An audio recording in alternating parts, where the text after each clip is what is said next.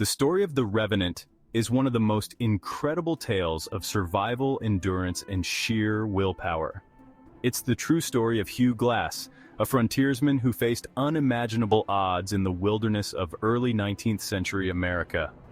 Let's dive into the harrowing journey that inspired both legend and film.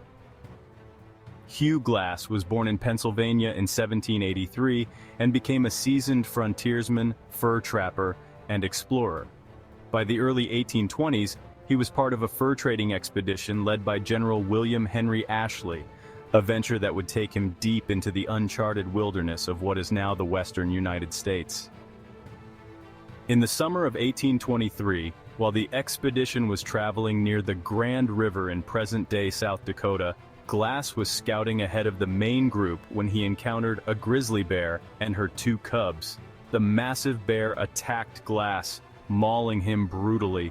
He was left with a broken leg, a ripped scalp, and severe lacerations all over his body.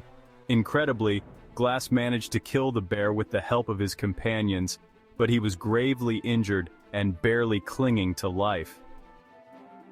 Given the severity of his injuries, it seemed unlikely that Glass would survive. The expedition leader, fearing the group would be slowed down and put at risk of attack from hostile Native American tribes, decided to leave Glass behind. Two men, John Fitzgerald and a young Jim Bridger, were tasked with staying behind to care for Glass until he died and then give him a proper burial. However, after a few days, Fitzgerald and Bridger, convinced that Glass wouldn't survive, took his weapons and supplies and left him for dead in a shallow grave. But Hugh Glass didn't die. Despite his horrific injuries and the betrayal by his companions, Glass was determined to live. Driven by a desire for revenge and sheer survival instinct, he began the grueling process of crawling and hobbling his way back to civilization. Without weapons, tools, or supplies, he had to rely on his extensive knowledge of the wilderness to survive. Glass endured incredible hardships on his journey. He set his own broken leg, used maggots to clean his wounds, and subsisted on whatever he could find: roots, berries, and even small animals.